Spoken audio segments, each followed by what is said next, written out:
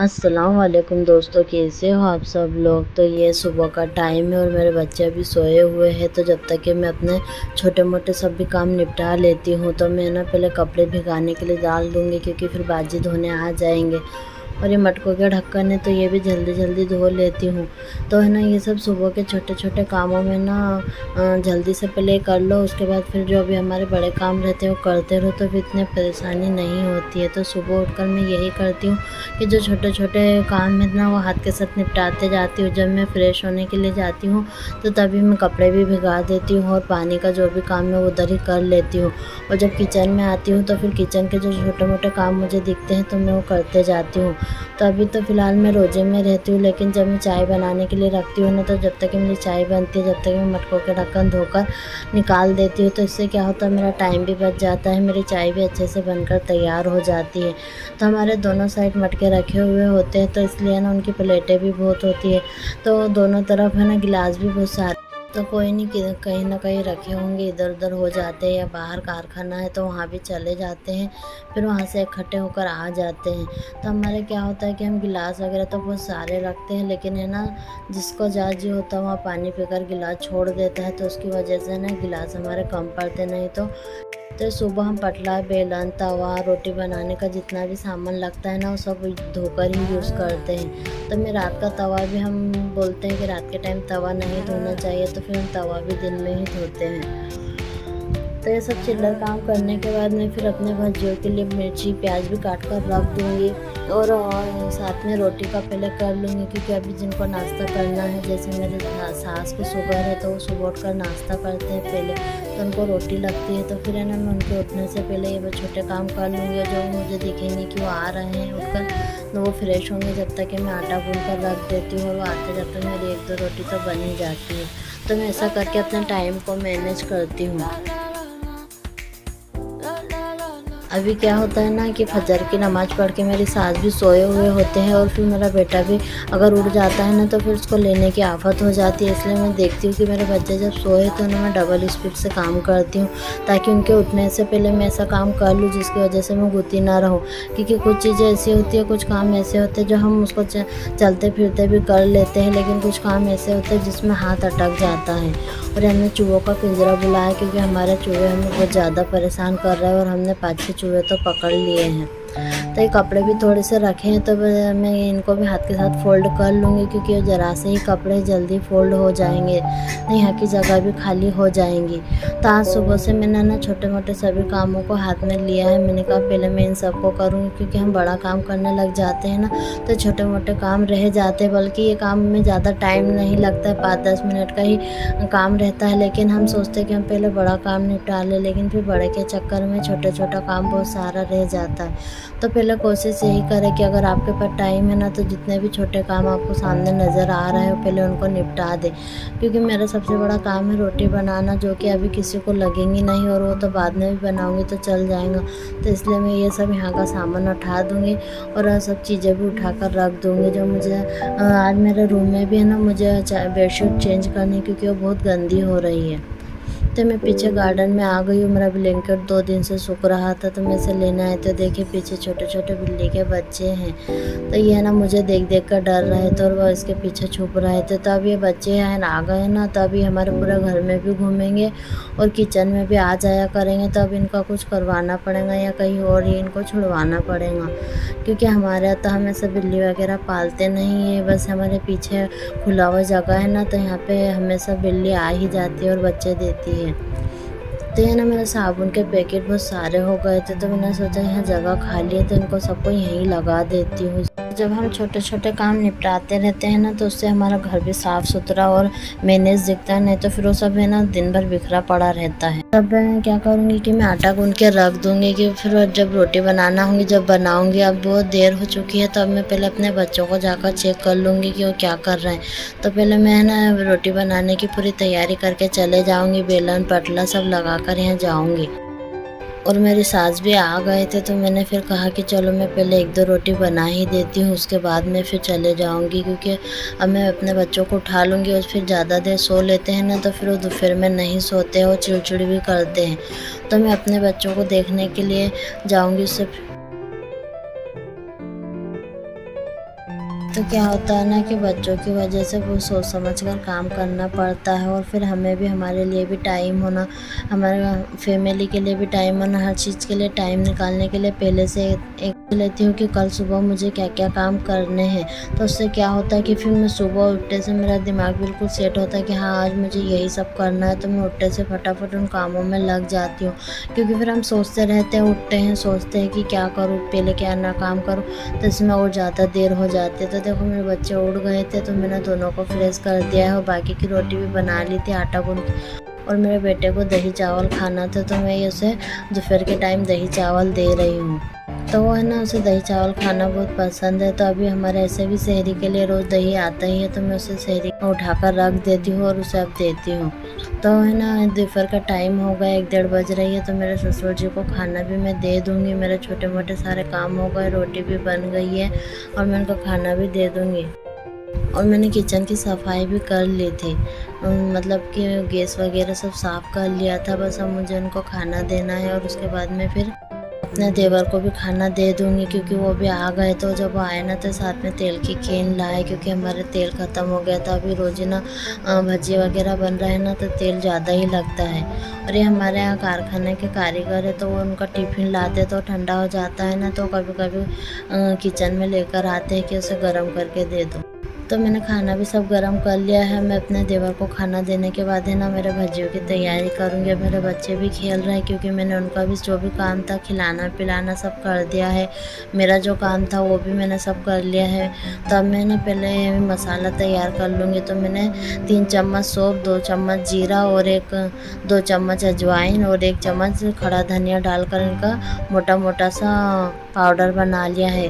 तो मैंने ज़्यादा इसलिए बनाया है कि क्योंकि मुझे कल ज़्यादा भजिया बनाने के हैं, तो मैं आज से ही पीस कर रख दूँगी। तो मैं आज भी डाल लूँगी और कल भी इसका यूज़ कर लूँगी। तो देखिए, मैंने समार को है ना पानी में भिगा कर रख दिया था, क्योंकि समार जब पुराना हो जाता है ना, तो मुरझा जाता है। तो आप क्या करें कि उसे थोड़ी देर पानी में भिगा दें, तो उससे वो पहले जैसा तरोताज़ा हो जाता है और तोड़ने में भी आसानी हो जाती है। और देखिए, पूरी मिट्टी भी उसमें नीचे बैठ गई है। तो मैं भजियों की तैयारी कर रही हूँ। तो दोपहर का टाइम है, मैंने ज़ोहर की नमाज़ भी पढ़ ली है।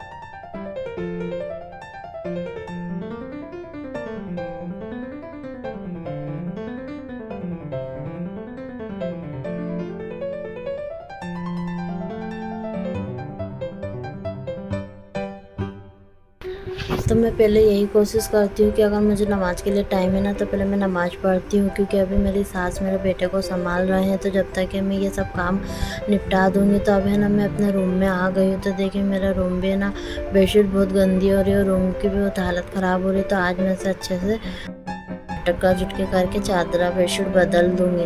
सफाई-वफाई करने की तो कोई ज़रूरत है ही नहीं, क्योंकि अभी रूम की सफाई हुई थी। तो मेरे बच्चे भी अब रूम में आ गए, हम सब रूम में आ गए और अब दोपहर का टाइम है, हम थोड़ी देर के लिए लेट जाएँगे। तो अब मैं सीधा असर के टाइम आपसे मिल रही। तो ये असर के टाइम मैंने आज पहले है ना रोटी का काम किया है, क्योंकि ज़्यादा से रोटी बनाने की नहीं थी और हमको है ना रोटी बाहर देना पड़ती है, इसके लिए हमको जल्दी रोटी बनाना पड़ती है। नहीं तो फिर मैं मगरिब के बाद भी रोटी बना सकती हूँ, लेकिन अभी हमको बाहर शहरी के लिए खाना देना होता है। हमारे जो बाजी बर्तन धोने आते हैं, तो उनको हम शहरी के लिए खाना देते हैं। तो उसके लिए फिर है ना रोटी जल्दी उनके लिए बनाना पड़ती है। तो फिर मैं अपनी रोटी भी डाल लेती हूँ, क्योंकि फिर मुझे बार-बार वही काम करना पड़ता है। तो देखिए, अभी भी मैंने है ना सिर्फ़ शहरी के लिए ही इनकी रोटी बनाई, और भजियों के लिए मुझे लेट हो रहा था, तो इसलिए मैंने आटा उठा कर रख दिया है। अब मैं बाद में रोटी बनाऊँगी, अभी मैं भजिया तल लूँगी। तो आज हमारे यहाँ ना गुलगुले भी बन रहे हैं, मतलब वो जो मीठे गुलगुले रहते हैं खाने में, बहुत टेस्टी लगते हैं। तो ये हमने ना एक तरफ मेरी चाची सास ने गुलगुले बनाए और मैं इधर भजिया बना लूँगी। तो बाहर जाके प्लेटें लगाने लग जाएंगे। मेरे हस्बैंड और मेरे देवर बाहर है ना, आज वो बाहर सबको खाना से अब तैयारी का सामान बांट रहे हैं, क्योंकि हम दोनों इधर ही किचन में लगे हुए थे। तो है ना, ऐसे इस तरीके से हम अपने काम को मैनेज कर लेते हैं, और सब जिसको जैसा टाइम मिलता है उसके हिसाब से काम अपने हाथ में ले लेता है। तो हमारी पूरी फैमिली है ना ये टाइम पे एक होकर काम कर लेती है, तो इससे भी थोड़ा हमको सपोर्ट हो जाता है। और फिर ऐसा है कि अगर वो नहीं भी करते तो फिर हम क्या करते हैं कि जो भजियों का काम है हम गरम-गरम देने की बजाय पहले से तल के रख लेते हैं और फिर हम बाहर जाकर बैठ जाते हैं और फिर हम इफ्तियारी भी बाँट देते हैं। तो आज मेरे देवर और मेरे हस्बैंड ही सबको इफ्तार में बाँट रहे थे और सबके बर्तन बना रहे थे। तो देखिए हम एक-एक प्लेट में इतना-इतना सामान देते हैं कि मतलब एक इंसान आराम से रोज़ा खोल सकता है। तो मैं जब भजिए बनाती हूँ ना तो सब मेरे पास एक-एक बारी करके आते रहते हैं कि भजिए कितने बने, क्या बने, और फिर बाहर ले जाने के भी होते हैं। तो हमने छोटी लड़की को रखा है जो हमारे बाजी बर्तन धोने आते हैं ना, ये उनकी नवासी है। तो हम उसे ये टाइम बुला लेते। तो जैसे मेरे को बार-बार बाहर जाना आना पड़ता है, मैं भी रोज़े की हालत में रहती हूँ, तो हम उसे बोलते हैं तो वो है ना इधर से उधर लाना ले जाना कर देती है। इससे हमारी थोड़ी हेल्प हो जाती है। तभी मेरे देवर आए थे, अब मेरे हस्बैंड आए हैं और अब ये भजियों का मुझे बोलकर गए हैं कि जल्दी बना लो, इफ्तार का टाइम हो रहा है। तो देखिए मेरे भजिए भी बनने ही वाले हैं और मेरे हस्बैंड ने बाहर का काम देख रहे हैं और मेरे देवर भी। तो ये जब तक ये बाहर का करेंगे हमारा अंदर का भी हो जाएगा और अब मैं भी बाहर जाकर बैठ जाऊँगी और रोज़ा खोल लूँगी। तो हमारा रोज़ा खुल गया और मेरे हस्बैंड और मेरे देवर तो नमाज़ पढ़ने के लिए चले जाएंगे। अब बाकी का जो सामान है वो सब हम उठा लेंगे। तो इतनी हेल्प वो कर जाते हैं ना, तब मगरिब के बाद मगरिब की अजान हो गई है, हमने रोज़ा भी खोल लिया है और अब मैं जो जितना भी सामान यहाँ पड़ा है ना तो सब उठा लूँगी, सब झटक के रख दूँगी। तो ये देखिए कितने सारे बर्तन यहाँ जमा हो गए धोने के लिए। तो हम क्या करते हैं, रोज़ा खोलने का टाइम हो जाता है तो पहले हम वहाँ चले जाते हैं, जो हमारा ज़रूरी काम है नमाज़ पढ़ना पहले वो कर लेते हैं, उसके बाद आकर पूरा काम करते हैं। ऐसा नहीं है कि पहले ही सब करने का करते कि नमाज से पहले ये भी कर ले वो कर ले, क्योंकि फिर नमाज का टाइम ज़्यादा देर का नहीं होता है। तो पहले हम नमाज़ पढ़ना ज़्यादा ज़रूरी समझते हैं, तो फिर नमाज़ पढ़ के मैं आ जाती हूँ और फिर जो बाकी का चिल्लर काम मेरा रह जाता है मैं कर लेती हूँ। मैं जो चीज़ें सब जगह पर लगानी है वो लगा दूँगी, क्योंकि जल्दी जल्दी में क्या होता है कि किचन पूरा बिखर जाता है। तो ये बर्तन भी बहुत सारे हो गए थे। तो मेरा बेटा असर के टाइम से जो मुझसे अलग होता है ना, तो वही मगरिब बाद मेरे पास आता है। तो फिर वो है ना बिल्कुल भी नहीं रुकता है, क्योंकि उसे थोड़ा थोड़ा कुछ भी खिलाकर रोकते रहते हैं, क्योंकि मैं इधर काम में लग जाती हूँ। मैं उसे दूध पिलाकर छोड़ देती हूँ तो फिर है ना वो 1-2 घंटे आराम से रह लेता है। तो जब तक कि बाहर से आएगा, जब तक कि मैं है ना फटाक से बर्तन धो लेती हूँ। तो जितने भी बर्तन मुझसे धुल सकते हैं मैं धो लूँगी, बाकी के फिर मैं छोड़ जाऊँगी तो मेरे चाची साहब आके धो लेंगे। तो फिर मैंने एक तरफ दूध रख दिया है। जब तक कि दूध गर्म होगा, दूध को देखना भी ज़रूरी है। कभी कभी ऐसा होता है कि दूध उबल जाता है। तो जब तक कि दूध हो रहा है, जब तक मैं इतने बर्तन निकाल दूँगी। और उसके बाद फिर मेरा बेटा आ गया था तो वो रो रहा था, तो फिर मैं ना उसको लेने के लिए चले गई थी इतने बर्तन छोड़। कोई आप किसी की हेल्प करोगे तो कोई आपकी भी हेल्प करेगा और इसी तरीके से घर मेंटेन हो जाता है और चल जाता है और घर के सारे काम भी हो जाते हैं। मुझे जब टाइम मिलता है तो मैं पहले बच्चों का काम कर देती हूँ, जब फिर टाइम मिलता है तो किचन का काम संभाल कर चली जाती हूँ। जब फिर सबसे लास्ट में जब टाइम मिलता है तो मैं फिर अपने लिए टाइम निकालती हूँ। तो देखिए एक लेडीज़ को अपने लिए तो बहुत कम टाइम मिलता है, पर वो पूरी कोशिश करती हूँ। अब मैं अपने बेटे को खिला पिला कर आ गई हूँ, अब मैं वापस किचन में आई हूँ। तो मैं सब बर्तन अब उठा कर रख दूँगी और यहाँ का सब अटाला भी तोड़ लूँगी। मेरी रोटी भी है ना जो बाकी की रह गई थी तो वो मैंने हाथ बना लिए। तो मैं आपको बिल्कुल वीडियो काट कर बता रही हूँ, क्योंकि है ना बहुत लंबी वीडियो हो रही थी। तो मेरे ससुर जी के खाने का भी टाइम हो गया, तो मैं पहले उनको खाना दे दूँगी, फिर मैं भी खाना खाने बैठ जाऊँगी।